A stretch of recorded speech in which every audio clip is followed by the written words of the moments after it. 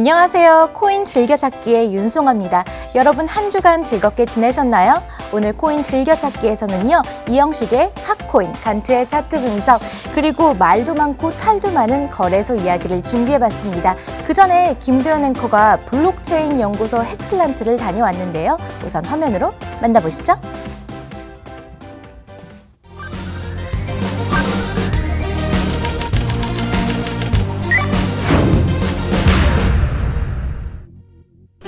안녕하세요. 코인기업 여기어때 김도연입니다. 블록체인 관련 사업 아이디어는 있는데 어떻게 구현시켜야 할지 모르시겠다고요? 바로 여기에서 여러분의 꿈을 이뤄드립니다. 헥슬란트를 찾아왔는데요. 어떤 곳인지 저와 함께 들어가 보실까요?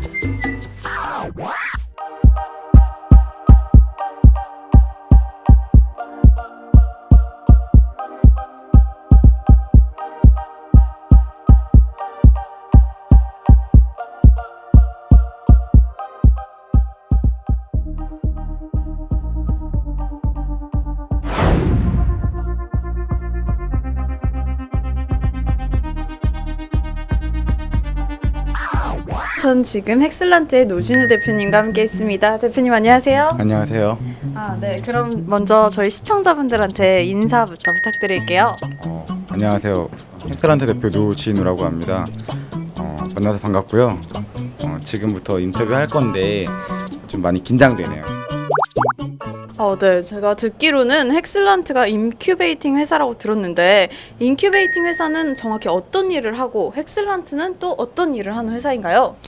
일단 헥슬란트는 인큐베이팅만 하는 회사는 아니고요. 블록체인 전문 기술 기업 회사가 맞고 그 부서 안에 인큐베이팅도 하고 있는 겁니다. 그래서 인큐베이팅이라고 하면은 프로젝트들이 이제 처음 시작하는 프로젝트들, 그리고 블록체인 쪽에 잘 모르는 회사들이 저희 쪽에 찾아와서 블록체인 비즈니스를 하고 싶다라고 말할 때 저희가 어떤 토큰 개발부터 비즈니스 모델 정립까지, 그리고 팀원 구성이나 필요하면 일부 투자까지 지원해주고 있는 그런 것이라고 보면 될 것 같습니다. 네. 그럼 지금까지 어떤 팀들을 인큐베이팅 하셨나요? 일단 지금도 진행 중인 팀들이 많아서 다 말할 수는 없지만 어떤 전기차 충전에 관련된 어떤 팀들, 그리고 지적재산권에 관련된 프로젝트, 그리고 결제 관련된 프로젝트, 그리고 그 외에 사실 되게 다양한 팀들을 계속 인큐베이팅 하고 있는 중인데 지금 다 프로젝트 명들을 오픈할 수는 없을 것 같습니다. 비밀인가요? 비밀이라기보다는 이제 계약상 아직. 그럼 대표님께서 회사를 인큐베이션을 할 때 가장 중점적으로 생각하는 게 어떤 게 있을까요? 인큐베이션은 거의 초창기 팀들이 많다 보니까 어떤 프로젝트들의 비즈니스 모델을 보기보다도 팀 멤버들의 어떤 구성, 그리고 그 구성한 팀들이 얼마나 잘할 수 있을지에 대한 역량을 많이 보게 됩니다. 일단 팀원들이 그 이전에 기존 사업을 해본 경험이 있는지, 그리고 기존 경험이 없다면은 얼마나 그 사업 분야를 이해하고 있는지에 대해서 좀 면밀하게 보는 편입니다. 그 다음에 보는 것들이 이제 프로젝트의 어떤 내용들을 보게 되는 것 같고, 그 다음 이제 시장 동향이나 이런 것들은 사실 팀이랑 상관없이 계속 주시하고 있는 편입니다. 네. 적절한 회사랑 믿을 만한 회사에 대한 해안이 필요할 것 같은데 혹시 대표님의 주관적인 생각에서 이런 회사 조심해라 얘기할 수 있을까요? 사실 스타트업으로 시작하는 모든 회사는 조심해야 돼요. 그러니까 스타트업으로 시작하는 회사들이 나쁘다는 게 아니라 위험하다는 게 아니라 그들도 처음 하는 거라서 경험이 많이 없을 수가 있어요. 그래서 그런 분들이라면은 조심한다기보다는 좀 같이 갈 수 있는 환경들을 좀 서로 간에 구성해야 된다고 생각을 하고 있고, 그 외에 이제 진짜 완전히 회사의 정체성이나 어떤 회사의 멤버들을 파악할 수 없는 곳들에 대해서는 좀 조심해야 되고, 너무 멤버가 화려하다 그런 분들은 진짜로 만나기 전까지는 좀 조심해야 된다. 네. 이제 4차 산업혁명이라는 단어 자체가 굉장히 이제 대두되기 시작하면서 블록체인 생태계에 진출을 꿈꾸는 회사들이 점점 많아지고 있잖아요. 그런 회사들한테 혹시 전하고 싶은 말 한마디 있으실까요?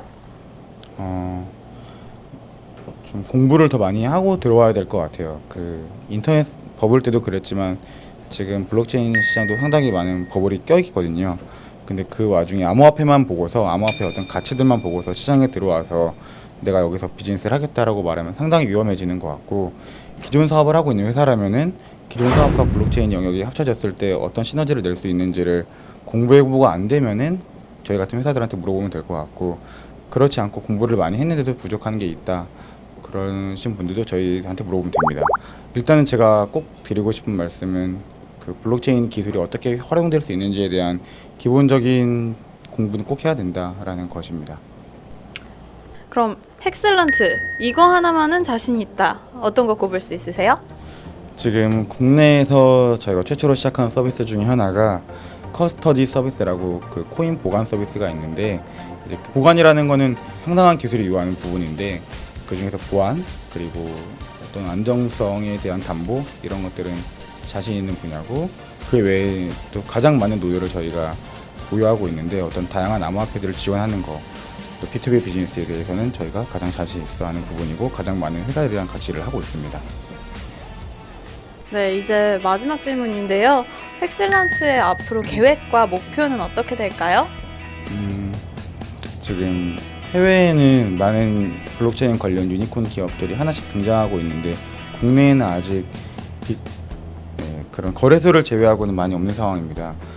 거래소를 하지 않더라도 좀 유니콘 기업이 될 수 있다는 걸 보여주고 싶고, 또 세계 기업들이랑 경쟁하고 싶은 게 저의 목표이고 꿈입니다.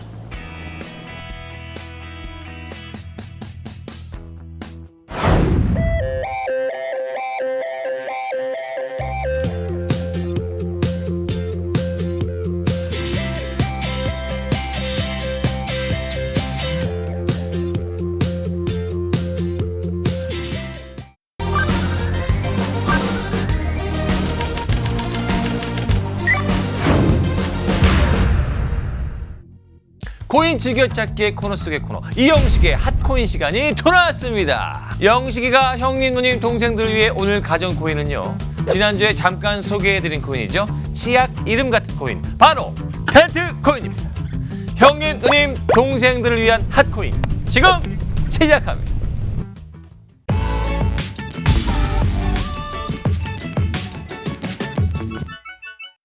형님, 누님, 동생들, 평소에 친구들끼리 데이터 선물 많이 하시죠? 아니면 해외에서 데이터가 필요할 때, 그럴 때 있으십니다. 이럴 때 데이터를 어플로 주고받을 수 있다는 사실 혹시 아십니까? 블록체인 기술을 겸비한 덴트 어플이면 누구나 손쉽게 데이터를 사고 팔고 또 보낼 수가 있어요. 덴트는 전 세계의 모바일 데이터를 공유하는 마켓플레이스를 구축하여 어플을 통해 누구나 편리하게 덴트 코인을 이용하여 데이터를 사고 팔 수 있도록 만든 것입니다. 정말 신기하지 않습니까? 현재 전 세계 모바일 시장의 데이터의 가치와 금액은 천차만배입니다. 그리고 사용하고 남은 데이터는 어떻게 돼요? 대부분 자동 소멸되고 없어지잖아요. 그런데 남은 데이터를 어플을 통해 덴트코인으로 변환해서 어느 나라에서든 데이터를 구매하여 재사용이 가능하다는 이 말입니다. 아, 정말 획기적인데요. 덴트코인을 이용해서 해외여행 시 데이터를 충전할 수 있고, 혹은 해외에 있는 지인에게 데이터를 보낼 수가 있어요. 어플이 송금 역할까지 하는 겁니다. 비싼 로밍 대신 기존 데이터를 활용하여 저렴하게 통신사를 이용할 수 있다는 장점도 있습니다. 블록체인을 잘 모르는 사람도 페이팔을 통해 손쉽게 덴트코인을 구매할 수가 있어요.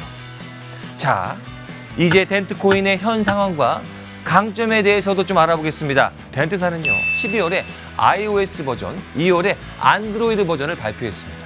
현재 미국을 포함한 41개국 140여 개의 통신사에서 사용이 가능합니다. 실생활에 접목된 블록체인계의 대표적인 유틸리티 코인 회사죠. 단 3초면 누구나 어플을 이용할 수 있는 편리함도 있고요.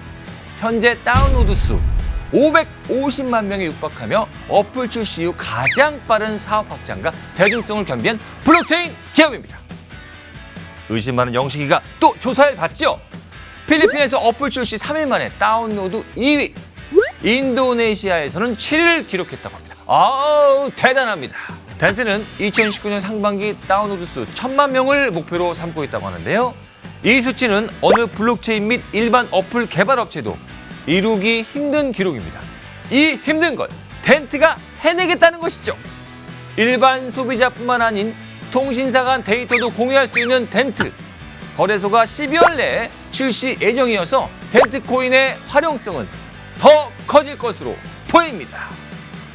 모바일 강국인 한국의 특성상 2018년 한국에서 가장 사랑받고 있는 코인 중에 하나로 알려져 있다고 합니다. 아직 중국, 일본, 한국 그리고 수많은 유럽 국가들 서비스가 시작될 예정이라 덴트코인의 발전은 아주 무궁무진합니다. 기대됩니다. 덴트! 지금까지 덴트코인에 대해서 알아봤습니다. 다음 주는요, 넥시에 대해서 알아보려고 하니까요, 다음 주도 기대해 주시고요. 불금 잘 보내시고 다음 주에 뵙겠습니다. 안녕!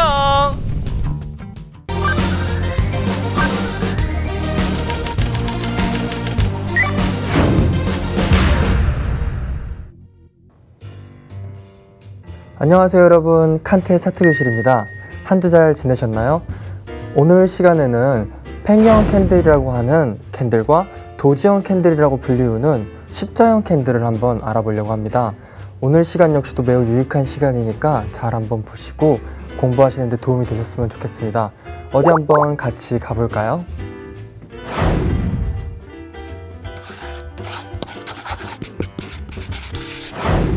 지금 여기 보이시는 자료를 보시면 위에로 팽이형 캔들과 밑에 십자형 캔들을 보실 수가 있습니다. 팽이형 캔들 같은 경우는 말 그대로 팽이처럼 생겼다 해서 팽이형 캔들인데요. 음봉과 양봉은 나누지 않으며 같은 캔들 모양이 팽이형 캔들로서 볼 수가 있습니다. 윗꼬리와 아랫꼬리가 형성된 모습으로 몸통이 형성이 되어 있고요. 시가와 종가가 크게 나뉘면서 매수 매도 싸움이 있었지만 이렇게 결국에는 주가가 중간 위치에 있는 것을 보실 수가 있습니다. 그래서 매도세와 매수세가 균형을 이룰 때 출현을 하고요.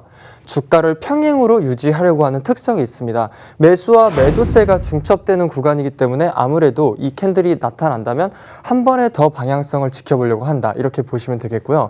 주가 고가에서 팽이형 캔들이 출현하게 된다면 하락 반전의 가능성이 존재하게 됩니다.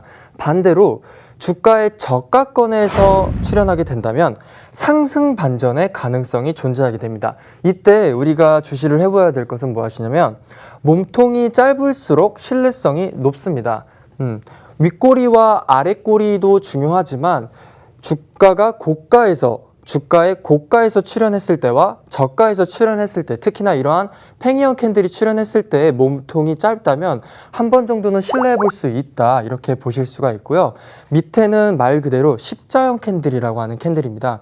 캔들치고는 되게 특이하게 생겼죠. 그리고 시가와 종가가 같은 위치에 있기 때문에 음봉도 양봉도 아닌 중간형 캔들로 볼 수가 있는데, 이 역시도 팽이형 캔들과 매우 비슷한 성질을 나타나고 있습니다. 몸통이 거의 없는 상태로서 시가와 종가가 같은 경우가 이런 캔들이 출현된다고 이제 말을 하고 있고요. 고가권에서 출현 시에 하락을 염두에 두어야 하며 저가권에서 출현 시에는 상승을 대비해야 된다라고 하고 있습니다.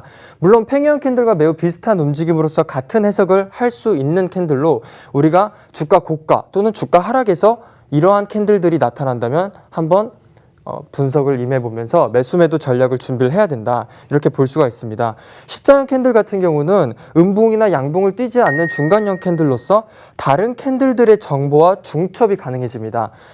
옆에 양봉이라든지 음봉이라든지 출현하게 되었을 때 이 십자형 캔들과 그러한 캔들들을 중첩시켜서 같이 해석하는 데도 도움이 될 수 있기 때문에 이런 부분들 참고해 보시면서 차트를 보시면 되겠습니다.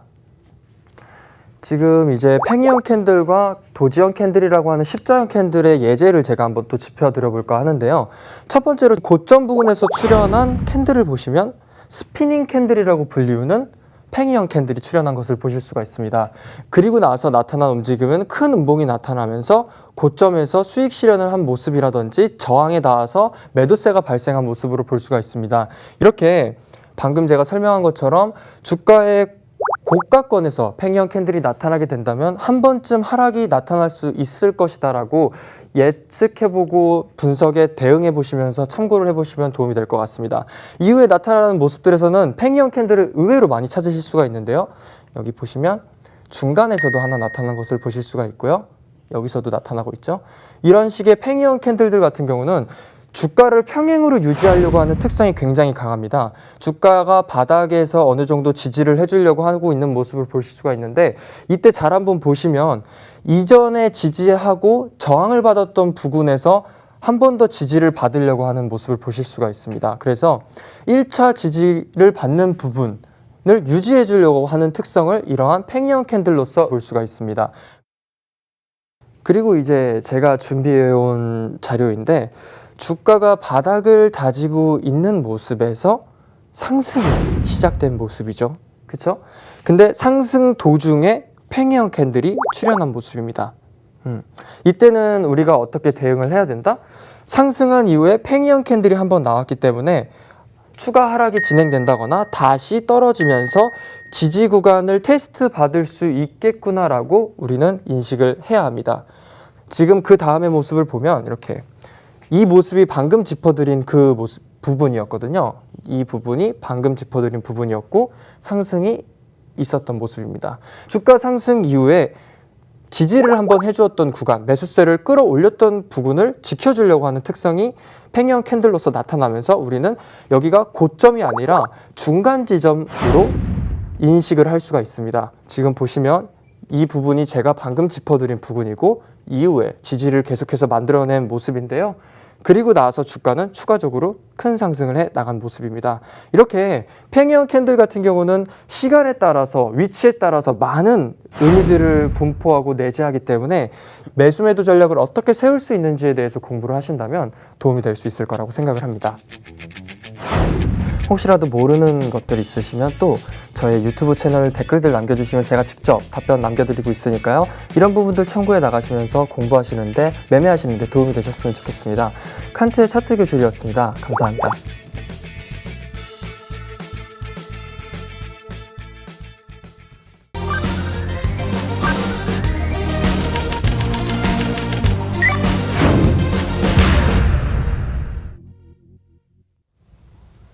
네, 코인 진담 시간입니다. 가라앉는 암호화폐 시장 속 거래소의 역할은 뭘까요? 오늘은 말도 많고 탈도 많은 그 거래소에 관한 토크를 해보도록 하겠습니다. 저희와 함께 이야기 나눠볼 게스트분들을 소개해드릴게요. 한국 블록체인협회 블록체인 캠퍼스의 최화인 학회장님이십니다. 안녕하세요. 안녕하십니까. 한국 블록체인협회 블록체인 캠퍼스 학장 최화인입니다. 초대해 주셔서 감사합니다. 네, 반갑습니다. 근데 이 한국 블록체인협회의 블록체인 캠퍼스는 어떤 곳인가요? 저희 블록체인 캠퍼스는 블록체인과 암호화폐에 대한 사회 전반의 인식과 저변을 확대하기 위한 교육기관으로 일부적으로는 이제 일반인에 대한 교육과정도 있지만 거기에 대한 전문가 교육과정, 즉 기술자와 그 사업 기획자를 양성하기 위해 개설된 교육기관입니다. 이미 지난 6월과 7월에 제1기 교육과정을 성황리에 마쳤습니다. 네, 이제 2기도 모집을 하고 있다고 들었는데 상황이 좀 어떤가요? 이 암호화폐 시장의 침체가 이 블록체인에 대한 사회 전반에 관심을 떨어뜨려서 저희가 그 손익분기점 미달로 이제 수강을 못했습니다. 그래서 이제 그게 내년도에 온라인 교육과정과 함께 개설하기 위해서 준비 중입니다. 네, 너무 안타깝네요. 또 암호화폐 시세 하락이 또 이렇게까지 영향을 미치게 되었네요. 네, 다음 게스트는요. 오랜만에 코인 즐겨찾기를 찾아주신 분이십니다. 한서희 변호사님입니다. 안녕하세요. 네, 안녕하세요. 저는 현재 법무법인 바른의 4차 산업혁명 대응팀에서 블록체인과 암호화폐 관련 업무를 수행하고 있는 한서희 변호사입니다. 네, 저는 현재 한국 블록체인 산업진흥협회와 블록체인 협회에서 법률자문위원으로 일하고 있습니다. 네, 그간 어떻게 지내셨나요? 예, 제가 전에 3회 때 출연을 해서 또 여기서 STO에 대한 말씀을 같이 나눴었는데요. 그와 관련해서 저희 회사에서도 지금 세미나를 한번 개최를 했었고 또 바쁘게 지냈습니다. 특히 좀 의미가 있었던 것은 최근에 방송됐던 그 블록 배틀에서 제가 멘토링했던 그래비티 팀이 우승을 했던 점인데요. 멘토링한 팀이 우승을 하니까 정말 마음이 한없이 기뻤습니다. 안 그래도 변호사님께서 조언해 주셔서 그래피티 팀이 우승하지 않았나 이런 이야기도 돌고 있습니다. 시즌 2도 함께 하실 건가요?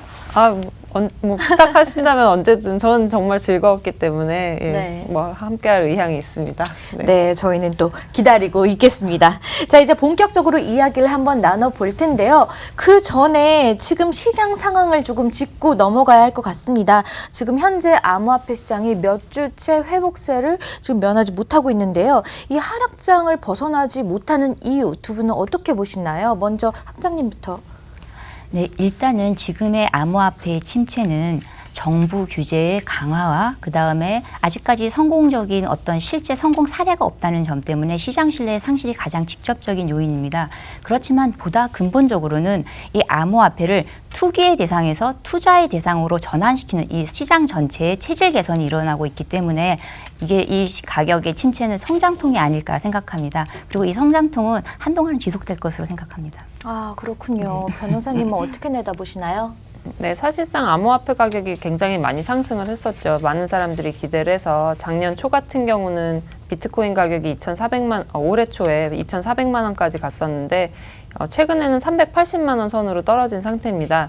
많은 사람들이 90년대 초반에 IT 버블 붕괴와 비교를 하곤 하는데 물론 IT 산업에서 처음에 많이 흥행했던 것들이 뭐 나중에 쇠락한 부분도 있지만 구글이나 네이버가 남은 것처럼 지금 블록체인 업계에서도 또 훌륭한 아이콘들이 살아남으면 그때는 자연스럽게 다시 한번 또 활성화되는 시기가 올 것이라고 생각을 합니다.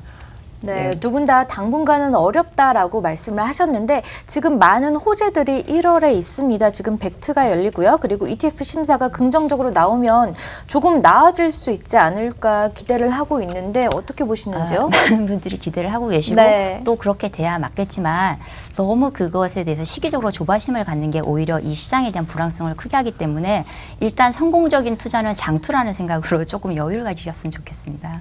그러게요. 여유를 가져야 되는데 자꾸 다음 달은 이번 달은 이러게 되네요. 어떻게 보시는지요? 벡트가 호재라는 얘기들은 많이 하고 있는 것 같아요. 그래서 그 부분은 좀 기대를 해볼 필요가 있을 것 같습니다. 네, 알겠습니다. 자, 이제 본격적으로 오늘의 주제인 거래소의 역할에 대한 이야기를 조금 해볼까 하는데요. 조금 광범위한 질문이긴 한데 두 분이 생각하시기에 좋은 거래소는 어떤 거래소일까요? 일단은 가장 기본적으로 거래의 편의성과 안전성이 보장되는 거래소가 가장 좋은 거래소겠죠. 그렇지만 이걸 조금 더 자세히 말씀드리자면 일단 이용자들은 투자 수익을 극대화시킬 수 있는 거래소, 즉 유저가 많고 그다음에 가격의 급등락이 있는 어떤 활성화되어 있고 자본 유동성이 있는 거래소가 좋은 거래소라고 생각을 할 것이고 반면 정부의 입장에서는 금융사고나 금융범죄 혹은 해킹 피해가 발생하지 않는 거래소, 즉 기존의 금융 질서를 교란시키지 않는 거래소를 좋은 거래소로 생각할 것입니다. 결국 거래소의 글로벌 경쟁력은 이 양자를 어떻게 맞추냐에 있겠죠. 네, 비슷한 입장이신가요? 아니면 다른 생각이신가요? 예, 뭐 대체적으로는 비슷한 생각을 갖고 있습니다. 뭐 네. 고객은 당연히 자기의 이제 이익을 창출하는 것이 목적일 것이고 또 자기가 위탁한 자산을 안전하게 보관해 주는 곳을 찾으려고 할 테고요. 정부 입장에선 또 고객을 보호하면서도 이제 규제에 합리적으로 잘 부합하는 정책을 실현하는 거래소를 좋은 거래소라고 생각할 텐데 저는 무엇보다도 좀 거래소 입장에서 물론 수익 실현은 중요하지만 올바른 생태계를 조성하려고 노력하는 거래소가 있어야 되지 않나 이렇게 생각을 합니다.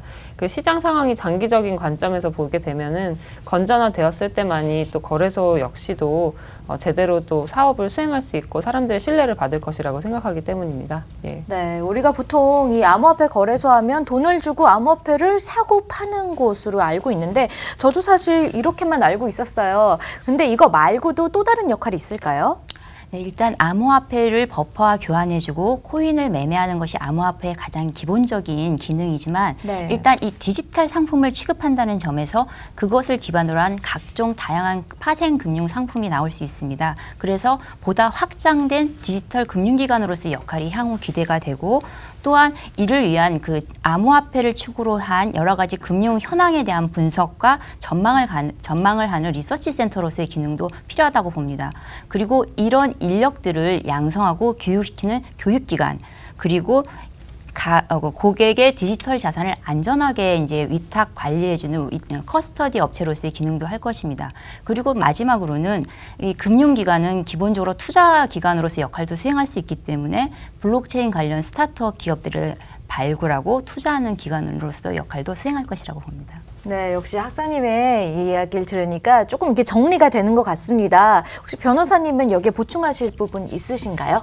네, 그러니까 현재 상황을 딱 놓고 보면 이제 거래소가 이제 거래하는 기능이 있고 또 현재 증권 시장에 비교하면은 유가증권 시장 발행하는 그 증권을 예탁하는 예탁결제원 기능도 수행을 하고 있습니다. 그리고 또 한편으로는 지금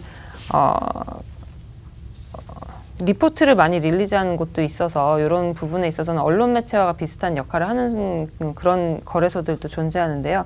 말씀하신 대로 앞으로는 좀 더 다양한 역할들이 많이 기대되는 측면이 있습니다. 네, 이제 저희가 거래소 현황에 대해서 또 살펴볼 텐데요. 지금 벤처 지정 업종에서 거래소를 제외시키는 이 정부의 이런 이야기를 놓고 정부가 이게 거래소 고사 작전에 들어갔다 하는 이야기가 돌고 있습니다. 정말 시장 상황이 안 좋은데 또 신규 암호화폐 거래소가 연이어서 등장을 하고 있고요. 지금 국내 거래소 현황이 어떤지 왜 자꾸 신규 거래소가 나타나고 있는지 그 이유가 뭘까요? 일단 규제의 역설이라는 점이 좀 발생하고 있다는 게 큰 문제인데요. 네. 그 정부 규제를 잘 지키고 건전하게 거래소 영업을 하려고 하는 그 거래소들 같은 경우에는 오히려 정부의 어떤 명확하지 않은 규제 방침 때문에 영업에 제한이 큽니다. 그래서 새로운 신규 고객들을 이제 유치하지 못하는 상황에서 기존에 있는 고객들만을 가지고 가두리 어떤 영업 형태를 지금 보이고 있고요. 그와 반면에 그 규제 밖에서 범죄와 이제 뭐 관계없이 그 영업 행위를 하겠다고 하는 그 먹튀형 거래소들이 이제 발생하기도 하고 그런 거래소들 때문에 새로운 피해들이 기존 거래소들에도 연쇄적으로 이렇게 작동을 하고 있습니다. 그렇기 때문에 거래소 전반적인 상황은 상당히 어려운 게 맞습니다만 신규 거래소들이 속속 등장하는 것은 이 시장 전체가 가지고 있는 가능성에 대한 비전 때문입니다. 기존에 이제 아날로그형의 현금이라든가 증권이라든가 채권 같은 그런 금융 상품들이 점점 디지털화되고 있고 암호화폐 거래소는 그것을 실제로 거래하기에 가장 좋은 형태로 발전하고 있습니다. 때문에 장기적인 전망을 가지고 이 시장에 속속 진출하고 있고 이것은 국내 상황뿐 아니라 세계적인 상황에서도 전반적인 투자의 흐름이 ICO에서 거래소로 이동하고 있는 상황입니다. 보충하실 부분이 있으신가요? 네, 뭐 신규 거래소가 나타나는 이유 중에 한 가지로 꼽자면 규제가 많이 없다는 것도 조금 고려해 볼 수 있을 것 같습니다. 현재로서는 특별하게 법적 절차나 규제가 없는 상황이어서 그런 측면이 있는데요.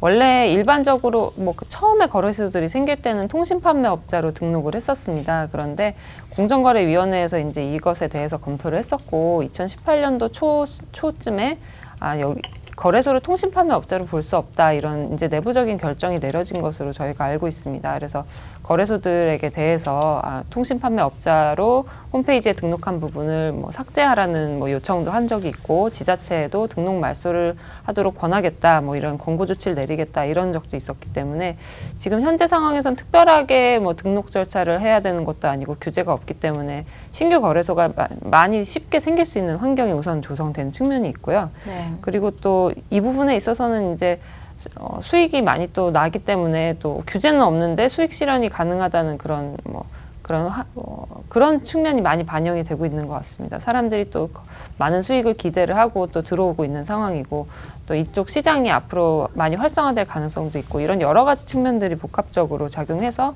우리나라에서 신규 거래소가 많이 나타나고 있는 것 같습니다. 네, 이렇게 정말 우리나라 한국에 정말 많은 거래소들이 생겨나고 있는 것 같습니다. 그리고 암호화폐 유통시장으로 한국이 정말 활발하다라는 평가를 또 세계적으로 받고 있는데요.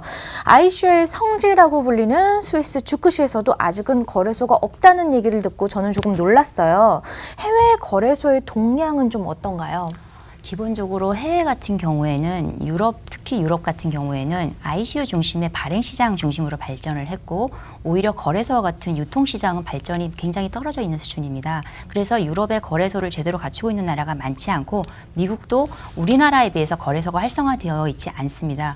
그만큼 유통 시장 위주로 한국이 굉장히 먼저 발전한 것은 맞지만 이와 같은 흐름에 크나큰 변화가 좀 보이는 것이 기존의 증권거래소라든가 은행과 같은 금융기관들이 거래소 영역으로 들어오기 시작했다는 것입니다. 그래서 스위스 같은 경우에도 우리나라 카카오뱅크와 같은 어떤 인터넷 기반의 은행이 ICO 포털을 제공해서 이제 그 거래소 영업을 시작을 하겠다던가 아니면 식스라 같은 이제 스위스 최대 증권 거래소가 거래소를 구매를 해서 그 거래소 영업으로 들어오고 있습니다. 이처럼 내년이 되면은 거래소 분야에 기존의 금융기관들이 속속 들어오면서 이 부분에 대해서 유럽과 미국의 아마 성장세가 눈부시게 드러나지 않을까 생각합니다. 변호사님은 혹시 보충하실 부분 있을까요?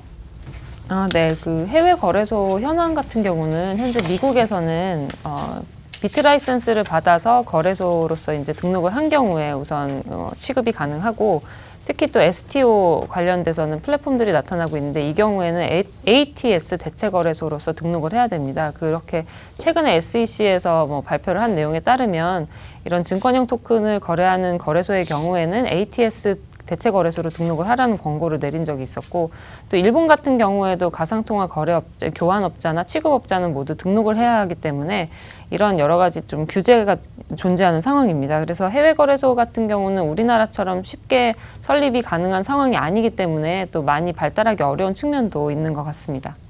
네, 우리나라의 거래소 숫자가 느는 만큼 정말 피해 사례도 정말 늘어나고 있는 것 같습니다. 저는 얼마 전에 깜짝 놀랐던 게 고객센터에 직원이 한 명만 있으면 거래소를 개장할 수 있다라고 하더라고요. 너무나 쉽게 거래소를 열 수 있는 게 아닌가라는 생각이 드는데 그래서 그런지 각종 해킹 사건 그리고 사기 사건들이 발생하는 게 아닌가 싶은 생각도 드는데요. 두 분은 또 상황 어떻게 보시나요?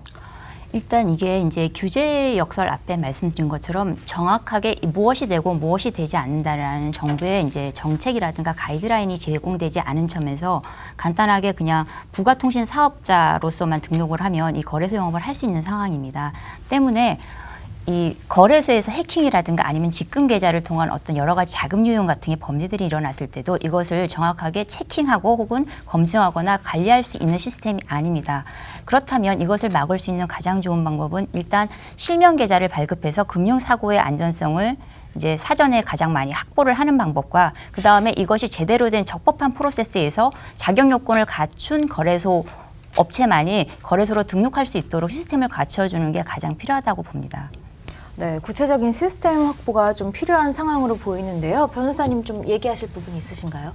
예. 이런 부분은 이제 최근에도 그 거래소 관련해서 이제 국회에서도 토론회가 있었는데 7개 업체가 자율규제 협약을 체결을 했습니다. 그러면서 이제 또 이제 모두 발제를 하신 분께서 이제 제안을 한 가지 하신 것이 자본금을 뭐 20억 원 이상 그리고 고객과 이제 거래소 자산을 분리해서 보관하는 이런 여러 가지 규제를 좀 둬야 되는 것이 아니냐 이런 측면에 이제 말씀도 하시고 했었는데요. 현재 이런 상황들은 사실 규제 공백 때문에 발생하는 측면이 많기 때문에 규제 공백 상태를 계속해서 방치를 한다면은 이런 환경들이 좀 개선되기 어려운 상황인 것 같습니다. 추가적으로 좀 더 말씀을 드리자면 네. 이미 이제 그 업계 내에서 자체적으로 자율규제위원회를 만들어서 뭐 자기 자본의 비율이라든가 아니면 보안 시스템, 각종 컴플라이언스에 대한 기준들을 제공을 해서 자율규제를 심사를 시행을 했고 그에 따라서 12개 거래소가 이미 그것을 통과한 상황입니다. 그렇다면 이제 이것들에 대한 정부가 어떤 피드백을 주고 이거에 대해서 무엇을 좀 더 보완했으면 좋겠다 내지는 이런 것들은 이제 맞춤이 되었다 이런 식으로 가이드를 줘야 되는데 그것에 대해서 어떤 일체의 반응을 주고 있지 않기 때문에 그 기준 준수에 대한 시장의 필요성이 지금 유명무실해지는 상황입니다. 때문에 이와 같은 업계 자체의 자정 노력과 기준 마련에 대해서 정부도 일정 정도의 반응을 해주고 뭔가 이 변화하는 신산업에 대해서 성장 동력을 잃지 않도록 역할을 해야 되는 것이 아닌가 합니다. 네, 지금 여러 가지 문제점들이 나타나고 있는데 문제점을 해결하기 위해서는 정부의 어떤 가이드라인에 대한 어떤 피드백이 하루빨리 있었으면 좋겠는데요. 해외 같은 경우는요, 암호화폐 거래소 관련 규정이 좀 지금 마련돼 있는 상태죠? 네, 어느 네. 정도 진행돼 있나요? 네, 아까도 좀 잠깐 말씀을 드렸는데 미국에서는 비트 라이센스라는 것을 취득해야지만 가상화폐 관련된 업무를 모두 수행을 할 수가 있습니다. 그래서 거래소도 그 부분은 마찬가지여서 비트 라이센스를 이제 취득을 우선 해야 되고요. 또 그 증권형 토큰 같은 경우는 조금 더 이제 해야 될 일들이 많이 있는데 ATS 대체 거래소라고 해서 이제 일반적인 유가증권이 아니라 다른 외환이나 뭐 비상장 주식 같은 것을 거래하는 거래소로 등록을 해야 됩니다. 그래서 SEC에 등록을 한 다음에 규제를 받게 되는 것이 이제 미국의 경우고 일본 같은 경우는 자금결제법상 가상통화 취급업자가 이제 규정이 되어 있는데 가상통화 취급업자가 되기 위해서는 등록 절차를 밟아야 됩니다. 이 등록은 우리나라에서 하는 것 같이 그냥 일반적으로 요건 갖추고 등록 신고하면 되는 게 아니라 사실상 허가에 준하는 그런 등록이어서 좀 더 엄격한 규제가 있습니다. 그래서 이런 일본이나 미국 같은 경우에는 상당히 좀 엄격한 규제가 이루어지고 있다고 볼 수 있습니다. 네, 부충하실 부분 있으신가요? 지금 이제 코인마켓캡의 전체 거래소 개수가 15,800개를 넘어서고 있는 실정입니다. 굉장히 많은 거래소가 있고 이 거래소들 중에서 향후 5년 내에 몇 개나 더 살아남을 수 있을지에 대해서 이제 궁금증이 있는데 결국은 거래소가 자체적으로 어떤 보안성과 서비스의 편의성을 함께 갖춰나가지 않으면 그 자체의 생존력이 없다고 볼 수 있습니다. 그런데 이 시장 자체가 글로벌이기 때문에 글로벌 기준에 맞는 어떤 그런 기준들이 각국 국가가 함께 협력해서 제공되어야 하지 않을까 싶습니다. 네, 저희가 아시아경제TV로 생방송되는 동시에 유튜브를 통해서도 생중계가 되고 있는데요. 저희 채팅방에 또 의견이 나왔습니다. 저스티스 리님이 미국 쪽 거래소 움직임이 중요한 이유는요. 금융 관련 규제 법안이 세분화되어 있고 그만큼 라이센스를 받기 까다로워서 그렇다고 들었습니다. 시장 투자자들이 자금이 너무 쏠려 있어서 시장에 패닉이 넘칠 뿐 블록체인의 미래는 여전히 밝습니다라고 또 의견을 내주셨습니다. 그리고요, 이 정부가 암호화폐 시장을 바라보는 시선이 여전히 곱지가 않습니다. 그런데 이런 사건, 사고를 통해서 오히려 좀 더 오해를 하거나 또 미운털이 박히지 않을까 굉장히 우려되는 상황인데요. 최근에 암호화폐 거래소가 토큰 모집을 중개하는 IEO가 늘어나고 있는데요. 거래소에 바로 코인을 직상장하는 IEO예요. 그러니까 거래소에서 발행해서 거래소 상장까지 이렇게 한 방에 이루어지는데 굉장히 거래소 중심적인 이런 시스템인 것 같아요. 어떻게 내다보시나요? 이제 IEO가 처음 등장한 것은 일반 이용자들은 그 토큰에 대해서 이것이 적정한 어떤 기술력을 가지고 있는가 아니면 사업성을 가지고 있는가에 대한 평가를 하기가 조금 어렵습니다. 때문에 거래소라고 하는 조금 더 큰 기관을 통해서 이것에 대한 검증을 좀 거쳐서 안전하게 토큰을 살 수 있도록 하자라는 취지로 만들어졌는데 문제는 지금의 IEO의 개념과 기준이 불명확하다는 점입니다. 사실 지금 나와 있는 IEO는 이미 어떤 하나의 상품 프로덕트가 다 완성된 이후에 거래소를 통해서 중개만 하는 형태가 기본 원래는 IEO였는데 아직 완성되지 않은 그냥 막 발행된 토큰을 그냥 거래소에 상장하는 것과 별 차이가 없습니다. 때문에 검증 능력이 없는 오히려 그냥 발행과 상장, 유통이 동시에 일어나는 형태의 IEO가 된다면 더 큰 피해가 발생할 수 있어서 사실 지금 IEO로 이렇게 밀리는 것이 타당한가에 대해서도 좀 걱정스러운 상황입니다. 네, IEO에 대한 여러 가지 우려들이 나오고 있는데요. 변호사님은 어떻게 내다보시나요? 예, IEO에 대해서 명확한 정의 규정이 없고 또 좀 가이드라인이나 이런 것이 제대로 마련되지 않았다는 것이 조금 문제긴 합니다만 저는 좀 밝은 측면이 있다고 생각을 합니다. 세 가지 측면에서 볼 수가 있을 텐데 거래소 입장에서는 우선 이게 새로운 수익 모델이 될 수 있어서 또 굉장히 큰 유인이 있기는 합니다. 그리고 이것은 큰 장점이라고 볼 수는 없겠죠. 그건 거래소 입장에서 좋은 점이니까. 근데 우선 고객 측면에서는 좀 안심하고 프로젝트를 이제 볼 수 있다는 점. 그러니까 아까 말씀하셨지만 검증 능력이 없는 상태에서 프로젝트를 그러면 상장한 거래소를 믿고 그에 따라서 그것을 구매하는 것이 가능하다는 게 또 한 가지 장점일 수 있을 것 같습니다. 근데 프로젝트 입장에서는 이게 마케팅 비용을 절감을 할 수가 있고 또 다단계 판매 사업자의 그 유혹으로부터 또 벗어날 수 있다는 그런 장점들이 있습니다. 그래서 이런 세 가지 측면에 있어서는 사실 장점이 있기 때문에 어떻게 보면 IEO라는 제도를 잘 활용하게 되면은 앞으로 좀 암호화폐 시장의 건전화가 또 달성될 수 있는 여지도 물론 있습니다. 근데 가장 중요한 건 이제 거래소의 역할이 커지다 보니까 거래소가 얼마나 이제 자기 스스로가 이것을 제대로 수행하고자 노력을 할 것이냐, 이게 중요한 포인트가 될 수 있을 것 같습니다. 네, 맞는 것 같습니다. 사실 모든 가치는 본인들이 판단을 해야겠지만요. 사실 어딘가 이렇게 의지하고 싶어지는 게 또 사람 마음인 것 같아요. 그런데 거래소에 너무 의지하게 되면, 너무 믿게 되면 그들에게 너무 많은 힘을 실어주는 게 아닌가 이런 우려도 드는데 어떻게 보시나요?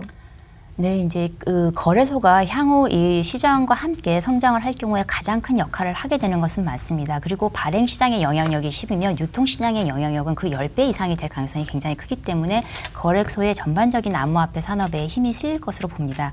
그런데 아직 이 시장의 초기 모델에 너무 한 액터에게 힘이 몰리는 것이 조금 영향스러운 상황도 있고 뿐만 아니라 어떤 자체 검증 역량이라든가 거래소의 그 신뢰성이 구축되지 않은 상황에서 이렇게 한 곳에 모이는 것도 조금 바람직하지 않다고 생각합니다.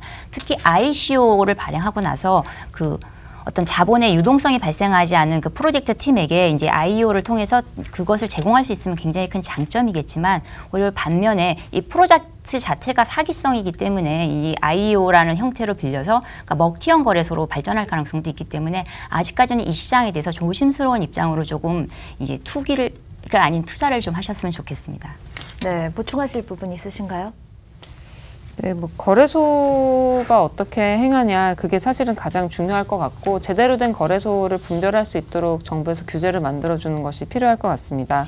그리고 거래소 차원에서는 자기들이 이제 상장하는 기준을 좀 제대로 만들고 그것을 외부에 릴리즈를 해서 그것을 통해서 그 기준 자체를 검증받는 절차도 좀 필요할 것 같습니다. 최근에 이제 한국 스타트업 협회랑 한국 블록체인 산업진흥협회에서 IEO 가이드라인 만들긴 했었는데 그 부분은 조금 아직까지 또 보완되는 과정 중에 있기 때문에 앞으로는 거래소 차원에서도 그런 IEO나 이런 것을 할 때 제대로 자기들이 어떤 기준에 대해서 어떻게 수행을 하고 있는지 그 부분은 좀 확실히 명확하게 할 필요는 있을 것 같습니다. 네, 요즘 또 스테이블 코인이 대세라는 이야기를 들었는데요. 어떻게 맞나요? 예. 그런 조셉령도 맞나요? 그렇게 말씀을 하셔서 아마 어느 정도 타당성은 있다고 보는데요. 일단 네. 스테이블 코인을 이제 아시는 분도 아시겠지만 모르시는 분들을 위해 설명을 하자면 어떤 달러라든가 특정 자산의 그 교환 비율을 미리 정해 놓습니다. 정해서 그 발행 기간에서는 그 교환 비율대로 언제든지 돈을 돌려받을 수 있고 다만 거래소 내에서만 가격 변동이 발생하는 코인을 말합니다. 가장 대표적인 것이 테더가 있습니다. 좀 이렇게 불안한 시장에서는 아무래도 이렇게 좀 현금과 같이 동일시되는 느낌의 코인이 조금 더 이렇게 주목을 받을 것 같네요. 변호사님은 앞으로 암호화폐 시장의 전망 또 어떻게 바라보시나요? 예, 아까 말씀하신 스테이블 코인이 요즘 정말 가장 네. 또 주목받는 것 중에 하나죠. 그게 이제 리스크가 보통은 가격 변동성이 이제 심하다는 거, 그게 이제 암호화폐 가장 큰 단점이라고 볼 수 있을 텐데 스테이블 코인은 사실 그 가격 변동성 문제를 해결할 수 있는 어떤 수단이 될 수 있다는 점에서 앞으로 많이 주목받을 수 있을 것 같습니다. 그리고 또 다른 측면에서는 요즘 많이 이제 논의가 되고 있는 게 STO입니다. STO 같은 경우는 지난번에 제가 나와서 말씀드린 적도 있지만 유틸리티 코인과는 다르게 실자산 가치를 갖고 있는 코인입니다. 그래서 이 부분에 대해서 투자자들이 많은 관심과 이목이 집중되고 있는 것 같고 향후에는 이제 자산 유동화와 관련해서도 이 부분이 많이 활용될 가능성이 있기 때문에 STO에 또 주목을 해볼 필요는 있을 것 같습니다. 다만 이제 미국이나 다른 나라와 다르게 우리나라의 경우에는 금융당국에서 이 증권형 토큰에 대해서 어떤 입장을 표명할 것인가가 좀 지켜봐야 할 부분인 것 같습니다. 그래서 네. 아마 스테이블 코인이 좀 내년도에 바로 대세가 될 것이라고 예측하는 것은 지금 이제 한 변호사님께서 말씀하신 것처럼 유틸리티 토큰 같은 경우에는 당장의 성공 사례가 없기 때문에 최소한 3년에서 5년 정도의 투자 기간이 필요합니다. 그렇죠. 그리고 그게 만약에 성공하면 많은 수익을 거두겠지만 제로가 될 수도 있습니다. 그런 위험성이 있고 또 한편 이제 자산형 토큰 뭐 혹은 주식형 토큰 같은 경우에는 그것이 지금 명확하게 투자로서의 어떤 가치는 있지만 기존의 이제 증권가의 관계가 어떻게 될 것이냐와 함께 또 각국 정부의 그 법률 적용의 문제가 있습니다. 그래서 그런 문제들을 떠나서 지불형 코인에 속하는 스테이블 코인 같은 경우에는 어떤 블록체인 암호화폐가 가지고 있는 기존의 장점을 극대화시키면서도 가격 변동성 혹은 가격의 불안정성이라는 단점을 이제 극소화시킨 형태이기 때문에 앞으로 조금 이제 바로 가장 직접적인 형태로 유통이 커지지 않을까 싶습니다. 국내 STO 상황은 어떤가요? 한 변호사님께서 이미 말씀하신 네. 것처럼 좀 짐작하기 어렵고 한동안은 국내 STO 상황보다는 국제적인 상황이 어떻게 흘러갈 것인지를 좀 보는 게 더 나을 것 같습니다. 그리고 미국 SEC에서도 이제 이 증권형 토큰에 대한 기준들을 조금 강화하고 있고 그것에 대한 연방 법원의 어떤 판결도 조금 서로 상반된 입장입니다. 이것에 대해서 아직 명확한 방침을 어떤 나라도 갖고 있지 못합니다. 다만 증권형 토큰 혹은 자산형 토큰에 대해서는 기존의 증권법과 뭐 자본시장법과 같은 것들을 적용해야 되는 대상으로 분류하고 있기 때문에 이것이 과연 이제 투자의 대상으로 당장 이게 실현될 수 있을까는 조금 의문입니다. 네, 최근에 중국에서 STO가 불법이 됐다고 말을 들었습니다. 그렇다면 우리나라도 불법으로 갈 확률이 많은 건가요? 그거는 사실 금융당국에서 어떻게 입장을 취하냐가 가장 중요한데요. 지금도 근데 STO라고 말하는 게 약간 중국에서 불법성을 인정했다고 해서 우리나라에서 반드시 불법성이 인정될 수 있을지는 좀 미지수인 것이 현재도 사모투자 방식에 의한 이제 투자도 가능하고 또 소액 공모 방식에 의한 투자도 가능하다는 점이나 또 크라우드 펀딩 같은 경우에도 이제 소액 한도지만 증권형으로 가능한 부분을 고려할 때는 네. 그런 수준에 준하는 정도에 있어서는 자본시장법상 허용이 가능한 부분이 아닐까 이제 조심스럽게 예측을 하는 것이고 이제 아까 말씀드렸다시피 사실 제일 중요한 건 금융당국의 입장이기 때문에 뭐라고 장담을 드릴 수는 없을 것 같습니다. 네. 네, 1월 달에 지금 벡트 거래소 많은 분들이 기대를 하고 계실 텐데요. 벡트 거래소가 나오면서 조금 많은 거래소들이 달라질까요? 어떨까요? 당장은 이제 벡트의 어떤 성공 사례가 나온다면 비트코인 선물이라든가 다양한 이제 그 암호화폐를 기축으로 한 디지털 파생 금융 상품들이 나올 것이고 우리나라도 내년 1월 16일부터는 종이 증권이 사라지고 전자증권으로 전환이 됩니다. 결국 금융은 디지털화되고 이것이 전 세계적인 대세이기 때문에 기존의 금융기관이라든가 아니면 암호화폐 거래소가 결합되어 있는 형태로 함께 디지털 금융 플랫폼으로 전개될 것으로 기대가 됩니다. 그렇다면 어쨌든 기존의 금융 산업 자체의 구조가 변화해야 되기 때문에 그에 맞는 어떤 적법한 이제 상품이 나오고 또 이제 법적인 규제가 나와야 된다고 생각합니다. 네, 내년에는 거래소에 정말 많은 변화들이 생길 거라고 저는 예상하고 있는데 변호사님은 어떻게 보시나요? 네, 거래소가 이제 앞으로 어떻게 진화할지는 정말 많이 지켜봐야 할 부분인 것 같고요. 또 진화를 반드시 해야만 하는 상황이기도 합니다. 지금과 같은 많은 문제점을 안고 있는 거래소들이 한두 개씩만 나타나도 전체 시장에 대한 상황과 인상이 매우 안 좋게 비춰지기 때문에 거래소가 많이 발전하고 또 건전화될 것이라고 저는 기대하고 있습니다. 네, 저희가 오늘 거래소의 역할에 대해서 이야기를 한번 해봤는데요. 어느덧 마칠 시간이 다가오고 있습니다. 오늘 학장님 첫 출연이세요. 어떠셨나요? 뭐 50분 동안 정신없이 대화를 즐겁게 하다 보니까 시간이 벌써 다 됐는데 제가 이제 여기 나오기 전에 이 프로를 찾아봤습니다. 그런데 굉장히 공부가 많이 돼서 향후에도 이 즐겨찾기를 정말 즐겨 찾아야 되겠다라는 생각이 들었습니다. 네, 반갑습니다. 한서혜 변호사님도 마지막으로 한 말씀 부탁드릴게요. 네. 요즘 블록체인 업계가 정말 성장통을 겪고 있는 것 같습니다. 요즘 시장 상황이 많이 안 좋기 때문에 마음이 울적한 분들이 있으실 텐데 그렇다고 하더라도 좋아하는 사람들과 따뜻한 식사 함께하는 마음의 여유를 잊지 않으셨으면 하는 그런 간절한 바람이 있습니다. 그리고 즐거운 연말 연시 보내시고 다음에 또 찾아뵀으면 좋겠습니다. 네, 저희가 하락장을 면치 못하고 있는데 어떻게 내년에 이렇게 호재들이 많다고들 다들 기대하고 있는데 내년엔 좀 나아질 것 같나요? 어떨까요? 분명히 나아질 것이라고 보고요. 이 구조의 이제 변화가 금융 시스템의 변화와 함께 맞물려 있기 때문에 이 기간을 조금 느긋하게 잘 견디는 지혜가 좀 필요할 것 같습니다. 그리고 원래 성투는 좀 고통이 따릅니다. 그렇죠. 마지막으로 지금 이 시장에서 힘들어하고 있는 많은 분들에게 응원 메시지 하나 부탁드려도 될까요? 제가요? 일단 알아야 돈을 벌 수 있는 시대입니다. 이제부터 그냥 묻지마 투자로서 돈을 버는 시대는 이미 끝났고 조금 더 많이 공부하고 또 이런 프로들을 많이 찾아서 보시기 바랍니다. 그러면서 내 눈으로 직접 선택한 그런 코인들에 투자하시기를 바랍니다. 그리고 조금 더 참아주십시오. 네, 학장님 목소리가 되게 나긋나긋하셔서 되게 기분 좋게 이렇게 많이 오늘 배워간 것 같아요. 잠이 오는 목소리였으면 어떡하죠? 저도 거기 학교에 가서 이렇게 배우고 싶은 마음이 막 불쑥같이 솟아나는 것 같아요. 성원과 관심 좀 부탁드리겠습니다. 감사드립니다.